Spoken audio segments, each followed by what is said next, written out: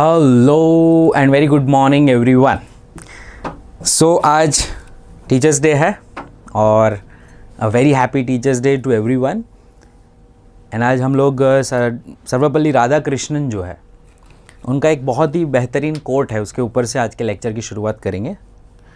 तो एक बहुत ही ब्यूटीफुल सी बात मैं आपको बताना चाहूँगा कि उन्होंने कहा था कि the moment you think you know you cease to learn. मतलब उस वक्त अगर आप ऐसा सोच लेते हो कि हाँ आ गया मुझे, तो आप सीखने के दरवाजे बंद कर देते हो।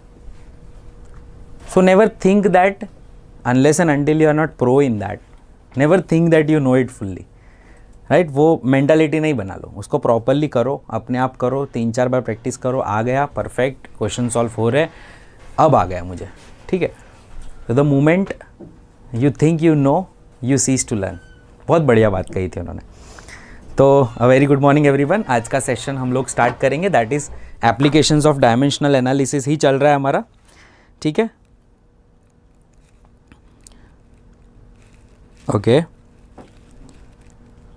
चलिए, तो एप्लीकेशंस ऑफ डायमेंशनल एनालिसिस के अंदर हम आगे बढ़ने वाले हैं। आज उसका थर्ड एप्लीकेशन हम लोग देखने वाले हैं। So before beginning with the session, जिस किसी ने भी बेटा अभी तक सब्सक्राइब नहीं किया हो, please subscribe our YouTube channel Phoenix institute and the second YouTube channel is Mukesh Dadwani's Phoenix.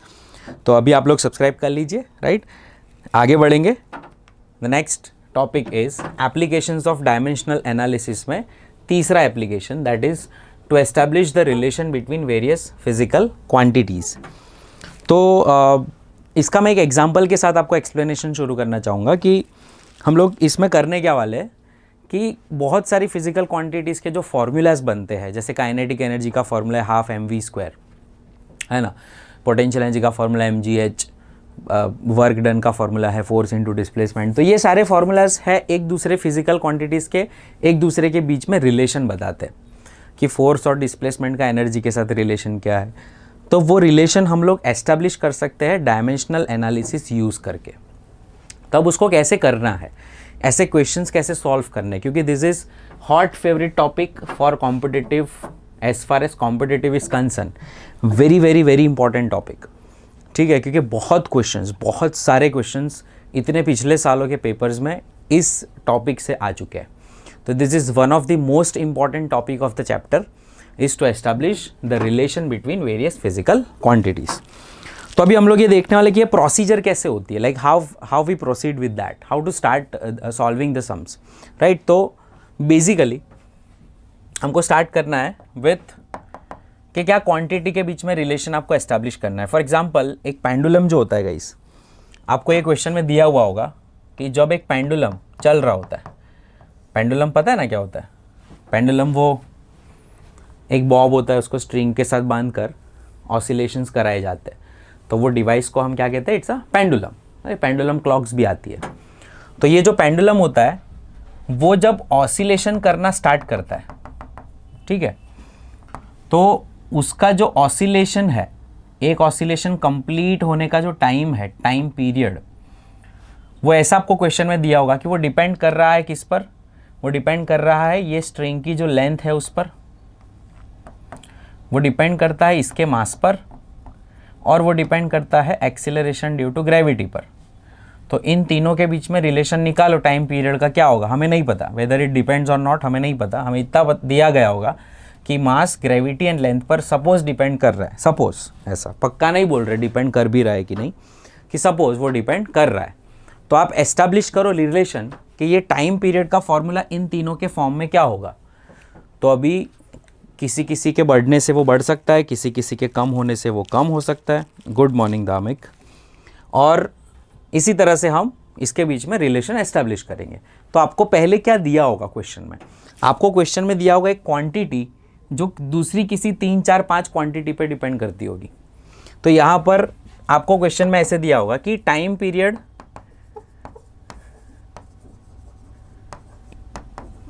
Of pendulum depends on mass of bob, length of string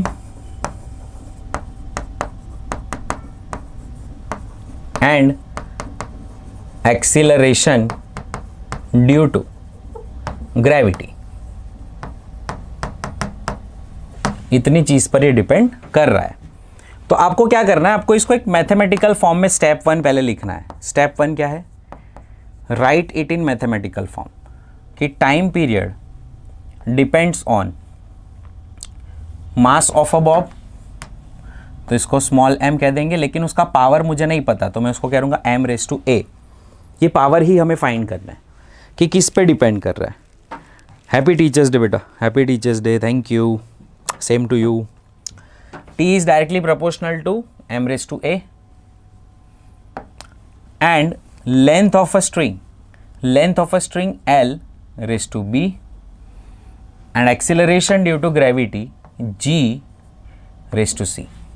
ठीक है, मतलब मास ⁻A पे, मास के A पावर पे डिपेंड कर रहा है, लेंथ के B पे डिपेंड कर रहा है and acceleration due to gravity है उसके C पे डिपेंड कर रहा है. ठीक है, तो अब हमें ये ए बी सी की वैल्यू अगर मिल गई तो हमें फॉर्मूला मिल जाएगा. अगर ये m के स्क्वायर पे डिपेंड कर रहा होगा, b के ⁻² पे डिपेंड कर रहा होगा, g के ⁻ कुछ भी क्यूब पे डिपेंड कर रहा होगा, 4th पावर पे डिपेंड कर रहा होगा, वी डोंट नो. वो हमें फाइंड करना है कि पावर क्या होंगे. ठीक है, तो अगर ये पावर मिल जाता है तो हमारा फॉर्मूला रेडी हो जाएगा. ठीक है, तो ये अननोन है, a b c are unknowns which we need to find. पूरे कामकाज में आपको यही करना है, ABC फाइंड करना है, which we need to estimate.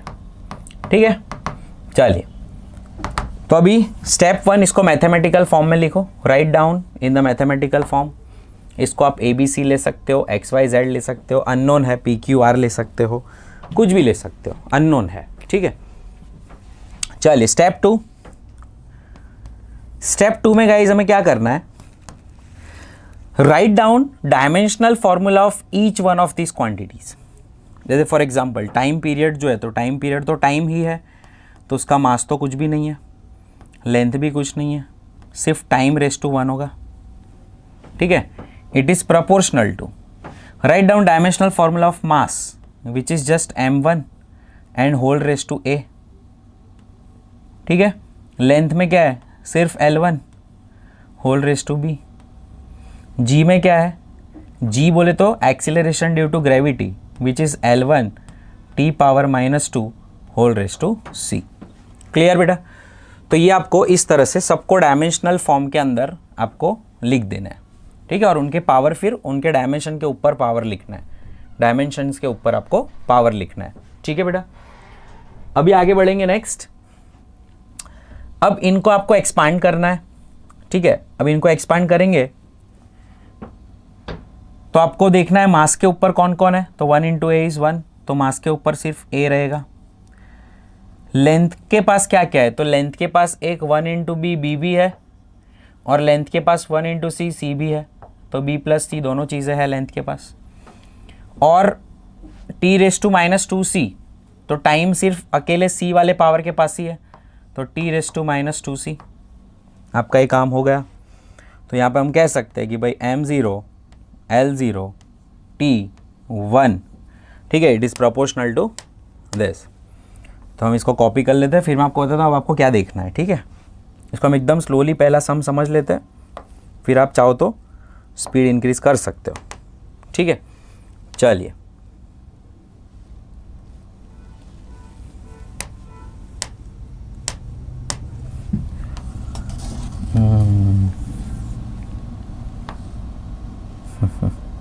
चलो कोई बात नहीं.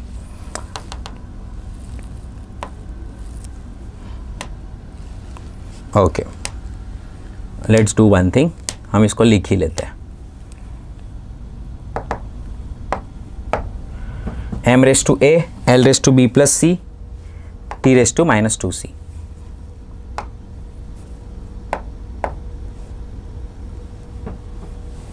m⁻⁴ L⁻b + c and t⁻⁻2c. ठीक है,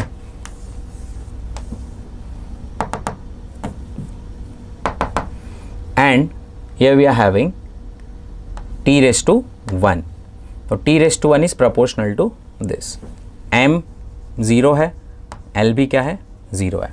ठीक है, तो ये हम लोग ने इतनी चीज़ें यहाँ पे पता करी कि भाई ये m 0 l 0 t1 है, m a l a b plus C and t-2c है। अगर आप इसको ध्यान से देखो तो यहाँ पर गाइज आपको एस्टैब्लिश करना है रिलेशन, कंपेयर करना है। इक्वल टू साइन दिख रही है आपको, कंपेयर करना है। जैसे m⁻a जो है उसको मैं इसके साथ कंपेयर करूँगा, है ना। l⁻b प्लस सी है उसको मैं इसके साथ कंपेयर करूँगा, एंड t⁻ जो -2c है इसको मैं इसके साथ कंपेयर करूँगा। तो जब गाइज हम कंपेयर करेंगे तो हमें क्या मिलेगा, यहाँ पे देखो कंपेयर किसको करना है, पावर को कंपेयर करना है। ठीक है, स्टेप 2 क्या है, पावर को कंपेयर करो। चलिए, तो पावर को कंपेयर करेंगे तो यहाँ पे पता चलता है कि भाई m⁻0 m⁻a को अगर कंपेयर करेंगे तो a = 0 हो गया। फिर हम कंपेयर करेंगे b प्लस c को, तो b प्लस c किसके जैसा है, वो भी 0 हो गया। और लास्टली हम कंपेयर करेंगे -2c, तो -2c = 1। ठीक है गाइस, तो यहाँ से आपको c की वैल्यू मिल जाएगी -1/2। एक काम हो गया आपका, एक आ गया, a भी आपका आ गया यहाँ पे, है ना। अब c की वैल्यू हम इस इक्वेशन में पुट करें, b प्लस c = 0, तो b -1/2 = 0, तो b की वैल्यू आपकी क्या आ जाएगी गाइस, 1/2। सो b की वैल्यू आपकी आ गई 1/2। सो आपने जो फाइनली फॉर्मूला लिखा है, time period t, time period जो t है वो डिपेंड किस पे कर रहा था, t was proportional to mass raised to a, length raised to b and gravitational acceleration raised to c। अब गाइज a b c की हम वैल्यू पुट करें तो हमें पता चलता है कि mass raised to 0, length raised to 1/2 and gravitational acceleration जो c है होल रेस टू -1/2। तो यहाँ पर हमें एक चीज़ मिलती है कि इट डजेंट डिपेंड्स ऑन मास। अगर आप देख लो तो m का जो पार्ट है, m का जो पावर है वो 0 हो रहा है, मतलब जो आपका टाइम पीरियड है तो दैट डजेंट डिपेंड्स ऑन मास। तो ये टाइम पीरियड सिर्फ किस पे डिपेंड हो रहा है, टाइम पीरियड सिर्फ डिपेंड करता है √L डिवाइडेड बाय √G। सो यहाँ पर हम कह सकते हैं कि time period depends on √L/G, क्योंकि होल रेस टू 1/2 है ना, तो रूट हो गया ना। लेकिन यहाँ पर डायमेंशनल फॉर्मूला की एक लिमिटेशन है कि हम यहाँ पर सिर्फ t की प्रोपोर्शनैलिटी फाइंड कर सकते हैं, लेकिन अगर कोई भी इक्वेशन बनता है तो एक कांस्टेंट भी तो लगता है। तो यहाँ पे आप कांस्टेंट को एस्टिमेट नहीं कर सकते, तो कांस्टेंट आपको गिवन होगा। जैसे पूरा फॉर्मूला ऐसा है, t = 2π√L/G, t = 2π√L/G। Here 2π is constant। तो कांस्टेंट का idea of constant is never given by dimensional analysis. तो ये लिमिटेशन है डायमेंशनल एनालिसिस की कि भाई कांस्टेंट क्या है उसका मैं कोई आइडिया नहीं दूंगा, मैं तुझे जो वेरिएबल फिजिकल क्वांटिटीज़ है उसके बारे में आइडिया दे सकता हूँ। तो यहाँ पर हमें एक चीज़ बताई थी कि we are having this mass of bob, length of string and acceleration due to gravity.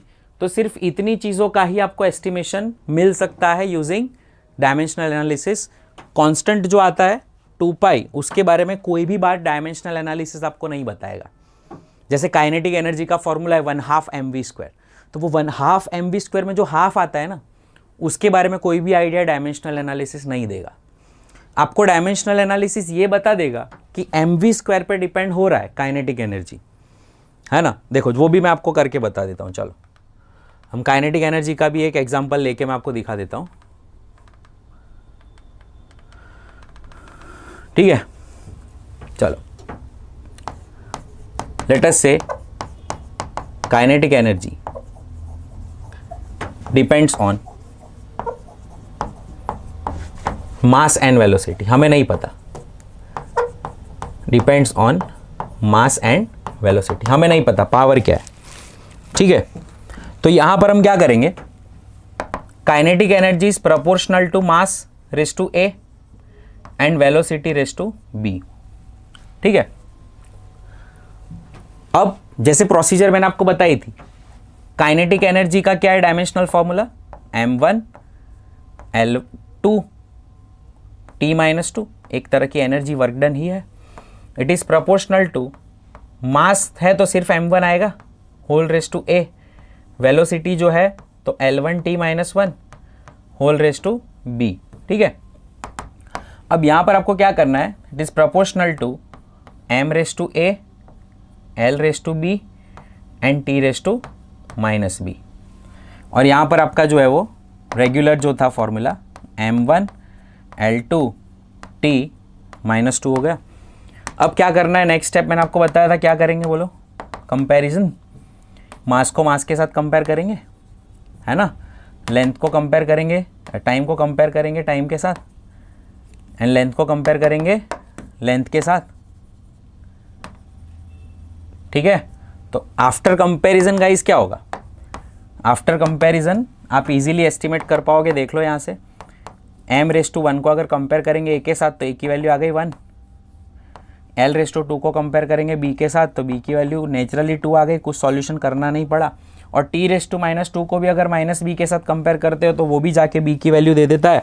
तो यहाँ पर हमें ये चीज़ गाइस पता चल जाती है कि kinetic energy is proportional to m/a and v/b। तो यहाँ पर m मेरा 1 आ गया और v जो है वो 2 आ गया, तो kinetic energy is proportional to mv², ये पता चल गया। लेकिन जो कांस्टेंट है, कांस्टेंट की वैल्यू 1/2 है, वो डायमेंशनल एनालिसिस नहीं बताएगा, वो आपको क्वेश्चन में गिवन होगा। So you don't worry about it, right, वो आपको क्वेश्चन में गिवन होगा, नहीं गिवन है। If any dimensional constant is not given to you, don't worry, take 1। अगर कुछ नहीं है तो एक है, ठीक है। तो यहां पर dimensional constant if not given take it as 1, लेकिन यहां पर अगर 1/2 लेंगे तब प्रोपोर्शनलिटी साइन हटेगी, इक्वल टू साइन आएगी, क्योंकि अब कांस्टेंट मल्टीप्लाई हो चुका है, तब जाके आप लिख सकते हो it is equals to 1/2 mv²। बेटा पता चला, तो हाफ mv² जो काइनेटिक एनर्जी का फॉर्मूला है वो आफ्टर कांस्टेंट ऐड करने के बाद आता है, कांस्टेंट को मल्टीप्लाई करने के बाद ही आप यहाँ पे उसको लिख सकते हो। ठीक है गाइस, तो ये एक और एग्जांपल हम लोग ने देख लिया। तो ये तो बहुत ही सिंपल से एग्जांपल थे, जस्ट टू अंडरस्टैंड कि एस्टिमेशन कैसे करते हैं, how to solve this type of problems. लेकिन इसके बहुत अच्छे अच्छे बड़े बड़े इक्वेशंस भी बनते हैं, लाइक इवन अभी जी एडवांस पेपर 2 में भी इक्वेशन पूछा है, इसी चीज़ का पूछा है। ठीक है, उसमें क्या डिपेंडेंट बढ़ा देता है और फिर वो क्वेश्चन जो है वो फिजिक्स का ना होते हुए मैथ्स का हो जाता है। नाउ सॉल्व द इक्वेशंस, बहुत सारी इक्वेशंस बन जाती है, राइट। तो इस तरह से हम ऐसे क्वेश्चन सॉल्व कर सकते हैं, देखेंगे हम बहुत बारी बारी अच्छे अच्छे क्वेश्चंस भी देखेंगे। ठीक है, तो चलिए बैक टू पैवेलियन। अब हम सॉल्व करेंगे 31 अगस्त evening shift 2021 JEE mains question solve करते हैं, राइट। चलिए, तो क्वेश्चन क्या कह रहा है, if velocity v, time t and force F are chosen as base quantities, then the dimension of mass will be equals to dash. तो question है guys, velocity v is chosen, time t is chosen and force F is chosen as ABC, उनके unknown मैंने ले लिए।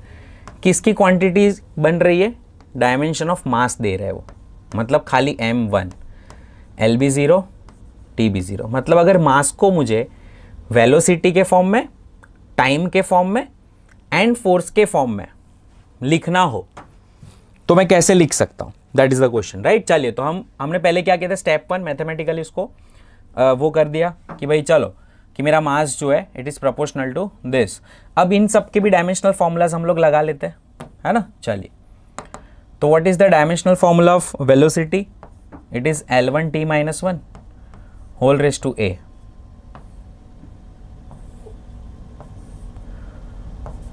T1 whole raised to b, and force is M1 L1 T-2 whole raised to c। 2 बार cross check करो, ये step आपको 2 बार cross check करना है, क्योंकि अगर इनिशियल स्टेज पे गलती हुई तो याद रखो एंड तक वो गलती आपकी चलती आएगी। और इसमें क्या मल्टीपल स्टेप्स इन्वॉल्व होते हैं, तो एंड तक आपको प्रॉपर वे में जाना है। तो आपका फर्स्ट स्टेप बहुत अच्छा प्रॉपर होना चाहिए। वेलोसिटी को क्रॉस चेक करो, डिस्टेंस अपॉन टाइम प्रॉपर है, टाइम को चेक करो, T1 raise to B proper है, फोर्स को चेक करो, M1 L1 T-2 C। Yes, कई बार क्या जल्दी जल्दी में गलतियां कर लेते हैं बच्चे। अब क्या करो, पहले मास वालों को पकड़ो। कितने मास वाले? एक ही है, तो मास 1 इंटू सी, तो M रेज टू सी, एक ही है भाई। अब लेंथ वालों को पकड़ो, कौन है? लेंथ एक A वाला भी है, लेंथ एक C वाला भी है, तो length 1 into A is A plus 1 into C is C। और अब बात करते हैं time. So time minus of A plus 1 into B, B minus 2 into C minus 2C, ठीक है। And that is proportional to M1 L0 T0। तो guys आपको यहाँ से कितने इक्वेशंस मिलने वाले? ठीक है, वी नो भाई हमें यहाँ से 3 इक्वेशंस मिलेंगे। एक मास वाला जो है उसको मास से कंपेयर किया जाएगा, है ना। लेंथ वाला जो है उसे लेंथ से कंपेयर किया जाएगा, और आपका जो टाइम वाला है उसको हम टाइम से कंपेयर करेंगे। क्लियर बेटा? सिर्फ एसोसिएट कर लो, आपका काम हो जाएगा। चलिए, तो नेक्स्ट है, अब इसको सॉल्व करना है। चलिए, तो सॉल्व करने के लिए हम लोग पहला इक्वेशन बनाएंगे, C इक्वल टू 1, बिना कोई दिक्कत के C मिल गया, कि मास को कंपेयर कर लिया, तो C इक्वल टू 1। लेंथ को कंपेयर करते हैं, A plus C equals to 0, है ना। तो C की वैल्यू पुट करें तो A प्लस 1 इक्वल्स टू 0, तो A इक्वल टू -1। चलो भाई, A की वैल्यू भी आ गई -1, A की वैल्यू आ गई -1, C की वैल्यू आ गई 1। अब नेक्स्ट देखना है ये वाला, ठीक है। उसमें हम A और C की वैल्यू पुट करके B को एस्टिमेट करेंगे। तो पहले इक्वेशन को चेक करते हैं। इक्वेशन क्या है अपना? इक्वेशन है -A plus B minus 2C minus A plus B minus 2C equals to 0। अब A की वैल्यू पुट करें -1, तो माइनस ऑफ -1 इज +1। B की वैल्यू तो हमें फाइंड करनी है, C की वैल्यू है 1, so minus of 2 into 1 is -2 and that is equals to 0। तो यहाँ पर हम कह सकते हैं B minus 1 equals to 0, so B equal to guys क्या आ जाएगा? 1। सो यहाँ पर आप देख सकते हो A की वैल्यू आ गई -1, A की वैल्यू क्या आ गई guys? -1, so V raise to -1। Time B की वैल्यू क्या आ गई? B की वैल्यू आ गई 1, so time raise to 1। And A की वैल्यू C की वैल्यू जो है वो भी 1 है, सो F रेज टू आ गया 1। -1 1 1, सो -1 1 एंड 1। सो वेलोसिटी आ रही है आपकी -1, टाइम आ रहा है 1, F आ रहा है 1, तो F1 time 1 velocity -1, option B is the correct answer. Clear guys? तो इस तरह से आप एस्टिमेशन कर सकते हो।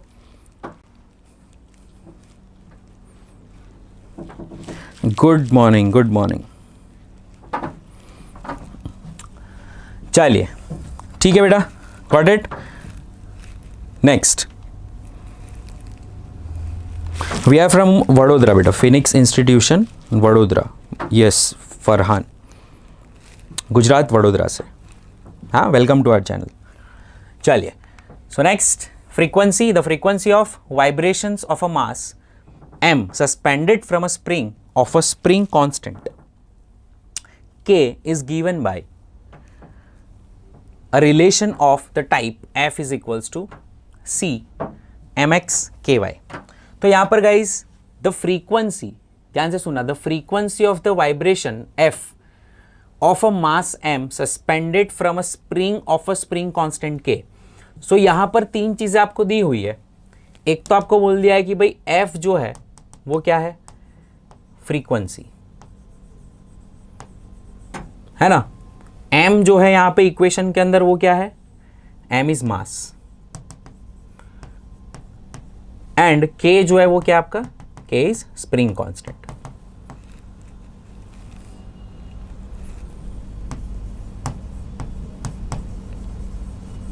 ठीक है गाइस, तो f आपका फ्रीक्वेंसी है, m मास है, k स्प्रिंग कांस्टेंट है। चलिए, तो अभी फॉर्मूला में दिया हुआ है guys, frequency is equals to some constant m की पावर x एंड k की पावर y। तो बेसिकली जैसा मैंने आपको कहा था कि फ्रीक्वेंसी, मास, स्प्रिंग कांस्टेंट अगर यहां पे आ रहे हैं, इस इक्वेशन में आ रहे हैं, तो आपको इन सारी चीजों के डायमेंशनल फॉर्मूलाज पहले पता होने चाहिए, तभी आप इसकी एप्लीकेशन कर सकते हो। ठीक है, तो चलिए बेटा सभी के हम लोग फॉर्मूलाज पुट करेंगे। सो फ्रीक्वेंसी जो है वो मेरा t-1 होगा, है ना, किसके प्रोपोर्शन में, क्योंकि कांस्टेंट को हम कंसीडर अभी नहीं करेंगे, सिर्फ प्रोपोर्शनलिटी रिलेशन ले लेते हैं। तो मास जो है वो मेरा हो जाएगा गाइस क्या, m1, तो m1 whole raise to x। अब सी स्प्रिंग कांस्टेंट जो है वो क्या होता है, वो अगर आपको याद है आप सीधा लिख सकते हो, आपको याद नहीं है तो भी कोई दिक्कत नहीं है। आपको एक इक्वेशन याद है स्प्रिंग का, F is equals to minus K X, है ना, उससे आप k की वैल्यू निकाल सकते हो, फोर्स डिवाइडेड बाय डिस्टेंस। तो फोर्स आपका है m1 L1 t-2 divided by distance जो है डिस्प्लेसमेंट L1, तो ये हो जाएगा आपका m1 t-2। तो ये क्या हो गया गाइज आपका m1 t-2, और इसको होल रेस टू क्या कर दिया हमने y। ठीक है बच्चों, अभी देखिए next, t⁻1 is proportional to m1 whole race to x, m1 whole race to y, t-2। अब तो सीधा अपना हिसाब है, mm वालों को एक साथ ले लो चलो। तो m वाले कौन कौन है, एक x एक y है, सो सीधा x प्लस वाई। l वाले तो कोई है नहीं भैया, और t कौन है अपना, -2y। ठीक है, यहाँ पर इस साइड m जो है वो आपका क्या है, 0, कुछ भी नहीं है। ठीक है, अब ये सब प्रोपोर्शनल हो रहा है इनके साथ, m0 t-1। ठीक है बच्चों, अभी नेक्स्ट क्या करेंगे,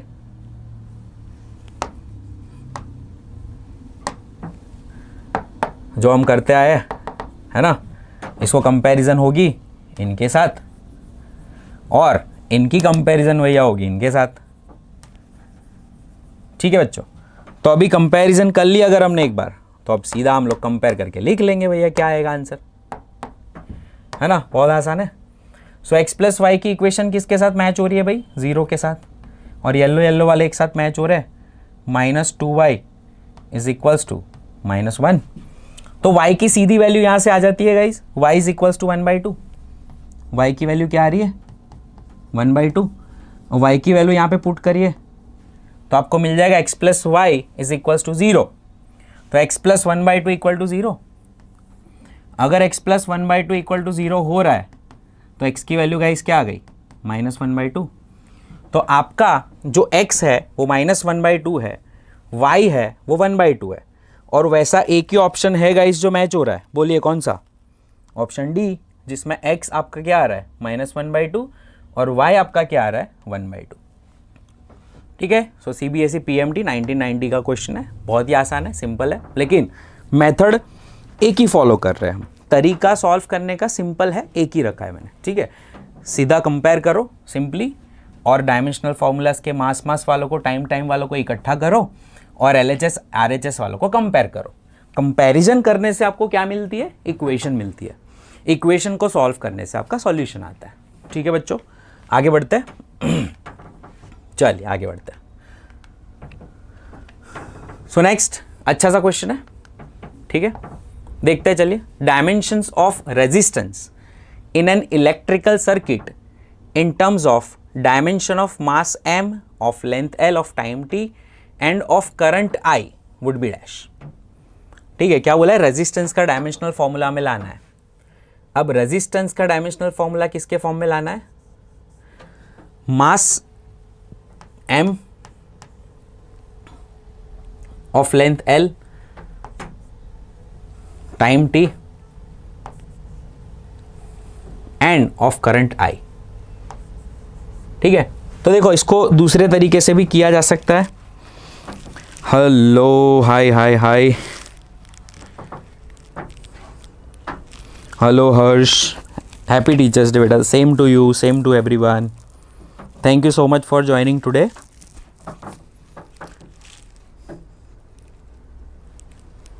थैंक यू सो मच। चलिए आगे बढ़ते हैं।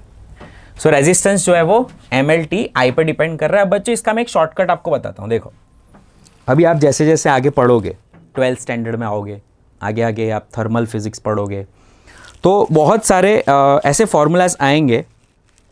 हाय बेटा हाय, ये क्या नाम है यार, वाईफाई चलो सही है। हेलो बेटा, hello everyone, thank you so much for joining. I can listen to you, I can read your messages.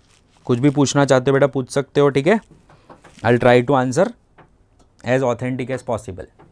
Thank you so much. चलिए आगे बढ़ते हैं। सो आर वो डिपेंड कर रहा है गाइज MLT एंड करंट पे। तो इस सेशन के अंदर मैं आपको एक और चीज़ बताऊंगा कि यहाँ पर ज़रूरी नहीं है कि हर बार हम ये तरीके से ही आंसर लाया जाए।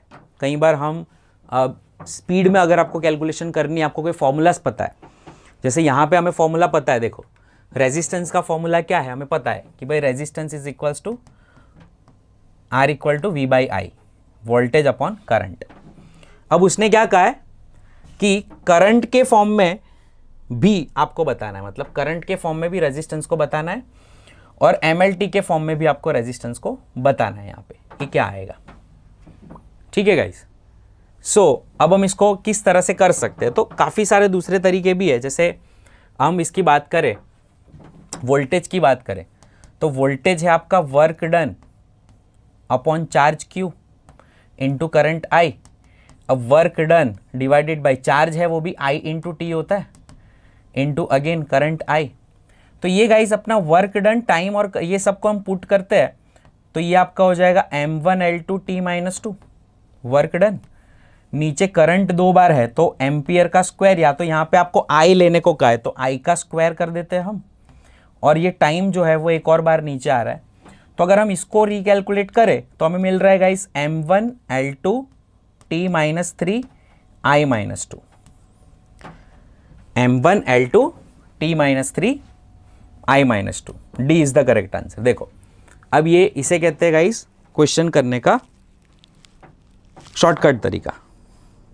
हाँ बेटा पक्का दूंगा PDF आपको, डिस्क्रिप्शन के अंदर आज ही अपडेट हो जाएगी, डोंट वरी। हाँ ना, Nayan Prajapati, you will get all this questions and मेरे जो बोर्ड वर्क किया हुआ है उसकी भी PDF आपको डिस्क्रिप्शन बॉक्स में after completion of lecture downloading link मिल जाएगी, डोंट वरी। ओके चलिए, नयन प्रजापति, ओके चलिए गाइस। तो ये देखो दूसरा तरीका मैंने आपको बताया कि इस तरह से अगर if you know the result, if you know the formula, तो काफ़ी चीज़ें ना आसान हो जाती है करनी। ठीक है, बहुत इजीली आप लोग उसको कर सकते हो। सिर्फ फॉर्मूला पुट करो, you will get the answer. ज़रूरी नहीं है कि आपको पूरी ये लेंथी मेथड फॉलो करनी है, लेकिन हाँ ऐसा उसी केस में पॉसिबल है कि जिस केस में आपको फील आ रही है कि हाँ भाई ये जो गिवन क्वांटिटीज़ है इसके फॉर्म में मुझे फॉर्मूला पता है। कई बार क्या होता है कि फॉर्मूला नहीं पता होता तो हमें एस्टैब्लिश करना होता है। नहीं बेटा मुझे इतनी प्योर वाली हिंदी तो नहीं आती है, लेकिन हाँ आप लोग को समझ में आएगा बेटा, ट्राई टू अंडरस्टैंड, है ना। Meena, Bihari Meena, okay fine, try to understand. आपका नाम क्या है? हिंदी मीडियम तो यार प्योर तो कभी नहीं पढ़ा है, बट थोड़ा बहुत इंग्लिश तो आपको फिर आगे भी करना ही पड़ेगा ना, तो अभी ट्राई टू अंडरस्टैंड, ठीक है। Language is not a barrier. मैं हिंदी प्रॉपर ही रखना मतलब रखूँगा, बट नहीं बेटा आपको नहीं पहचाना, आप नाम बताओगे तो पहचान पाऊँगा। ओके ठीक है, ट्राई टू अंडरस्टैंड। बेटा कहीं भी दिक्कत आ रही हो तो बताओ, ठीक है, मैं आपको एक्सप्लेन वापस कर दूँगा। चलिए, और ये वीडियो बाद में अपलोड हो ही जाएगा, मतलब उसको दोबारा भी देखना चाहते हो तो देख सकते हो। मैथमेटिकल प्रोसीजर तो सेम ही रहती है, मैथ्स तो सिमिलर ही रहना है सब जगह पे, है ना। तो इसको थोड़ा आप वो कर देना। चलिए ओके, हाँ स्मिथ पहचाना बेटा, स्मिथ।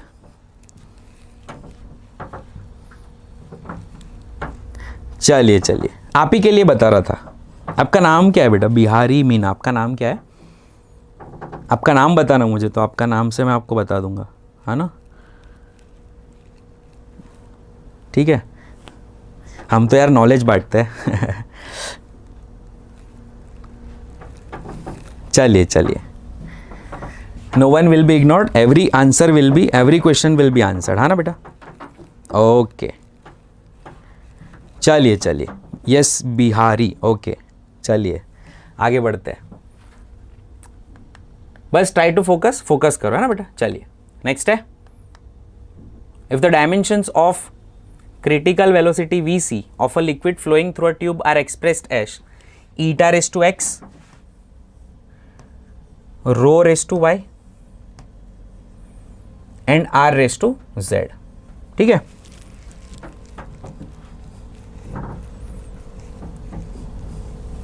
चलिए बेटा यहां पे ध्यान दीजिए। चलिए सब, अभी इसमें क्रिटिकल वेलोसिटी इन चीज पे डिपेंड कर रही है। ये क्रिटिकल वेलोसिटी बेटा उस चीज का टर्म है जहां पर कभी जिसमें पानी फ्लो हो रहा होता है ना, तो पानी जब फ्लो होता है किसी ट्यूब के अंदर, है ना, तो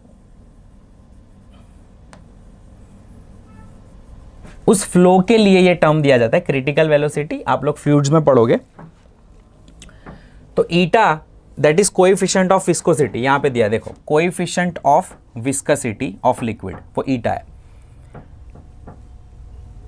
रो क्या है, डेंसिटी ऑफ लिक्विड जो है वो उसका रो है, and radius of the tube जो है वो आर है। तो value of X Y and Z are given by dash.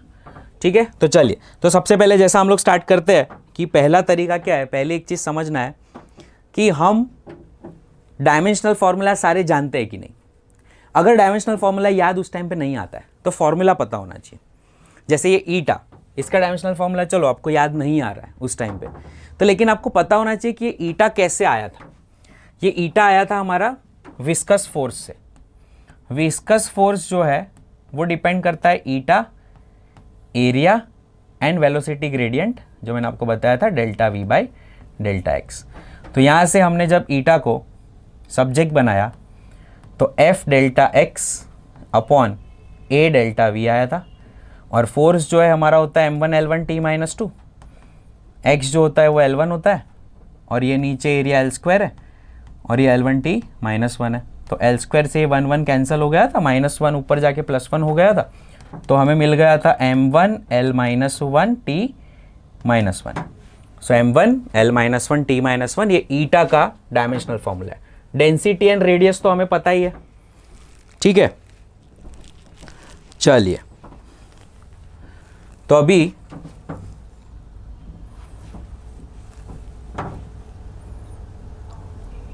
Hello live, okay चलो, तो स्टार्ट करते हैं। m1 L minus 1 t minus 2 eta है अपना, रो जो है that is equals to L, क्या आएगा, mass upon volume m1 L minus 3, and radius जो है वो आएगा आपका L1। ठीक है बेटा, चलिए देखो, अभी ये क्वेश्चन जो है CBSE PMT 2015 में पूछा है। अब यहाँ पर भी आपकी कैलकुलेशन ये गलत हो गया कैलकुलेशन, तो भी प्रॉब्लम, ये सिंपल है ये भी सिंपल है, लेकिन यहाँ पे एक चेक रख दिया कि एक बड़ा डायमेंशनल फॉर्मूला यहाँ पे रख दिया है जो आपको ऑन द स्पॉट याद नहीं होता, उसको कहीं ना कहीं बच्चों को डिराइव करना पड़ता है, राइट। चलिए, तो अब इसको हम पुट करेंगे guys, force F is proportional to eta raised to A, rho raised to B and last कौन था, R, radius raised to C। तो F हमारा क्या है, sorry velocity was dependent not F। तो वेलोसिटी हमारा क्या है, m0 L1 t minus 1 is proportional to eta. Now what is eta, m1 L minus 1 t minus 1 whole race to A, rho क्या है m1 L minus 3 whole race to B and L1 whole race to C. चलिए, तो अभी मास सारी चीज़ों को इकट्ठा करो यहाँ से। तो मास कितना है बोलो, मास एक तो ए के पास है और दूसरा बी के पास है। लेंथ कितना है, -a + b + c। टाइम कितना है, -a, अकेले इसके पास ही टाइम है और इनके पास टाइम नहीं है। वापस क्रॉस चेक कर लेते हैं, मास 1 × a, mass 1 × b, a + b, L -1a -1a 1b, और सॉरी L -3b है। अच्छा, L यहाँ पे -3b है, -3b है तो इसको -3b रखेंगे, एंड प्लस c एक ही है, टाइम जो है वो इसके पास ही है सिर्फ -a के पास। ठीक है गाइस, तो ये आपकी एक इक्वेशन बन जाती है।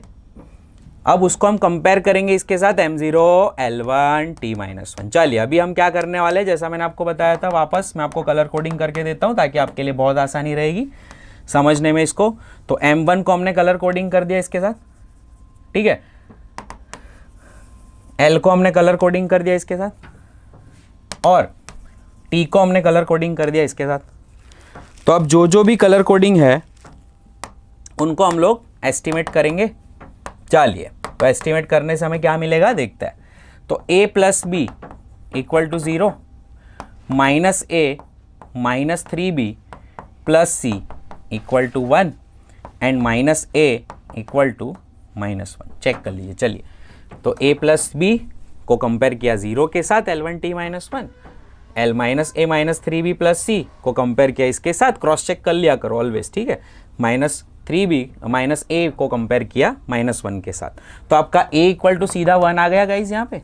अब a इक्वल टू 1 को हम यहाँ पे पुट करेंगे तो 1 प्लस b इक्वल टू 0 हो जाएगा। तो गाइज यहाँ पे b इक्वल टू -1 आना है, आसान। अब नेक्स्ट हमें फाइंड क्या करना है, c। अब c के लिए हम इसको लेंगे -a minus 3b plus C equals to 1। Clear. -a तो -1 हो गया क्योंकि a की वैल्यू 1 पुट की हमने यहाँ पे गाइज। -3 इंटू -1 हो गया प्लस सी इक्वल टू 1। तो ये हमारा गाइज हो जाता है -1 plus 3 plus C equal to 1, है ना। तो ये 1 -1 उस साइड चला जाएगा, 2 हो जाएगा, तो c equals to 2 minus 3 which is equals to -1। So यहाँ पर फाइनली जो मेरी इक्वेशन आ रही है इसकी वो हो रही है ईटा रेस टू a मेरा आ गया 1, तो eta raised to 1, rho raised to b मेरा आ गया guys -1 and radius raised to c, तो मेरा रेडियस आ गया -1। तो 1 -1 इज द करेक्ट आंसर। चलिए मैच करते हैं, कौन सा ऑप्शन मैच हो रहा है। तो 1 -1 is the correct answer for XYZ। So option A is the correct answer. Fine guys, हो गया। चलिए, तो आज के लिए गाइज यहाँ तक रखते हैं। नेक्स्ट के अंदर हम नेक्स्ट लेक्चर के अंदर बहुत सारे और क्वेश्चन सॉल्व करेंगे और इसकी PDF अभी आफ्टर कंप्लीशन ऑफ लेक्चर आपको डिस्क्रिप्शन बॉक्स में मिल जाएगी। तब तक like share subscribe our channel, share it with your relatives and yes obviously पढ़ते रहो, सिखाते रहो, शेयर करते रहो, नॉलेज बांटने से बढ़ता है। Thank you so much.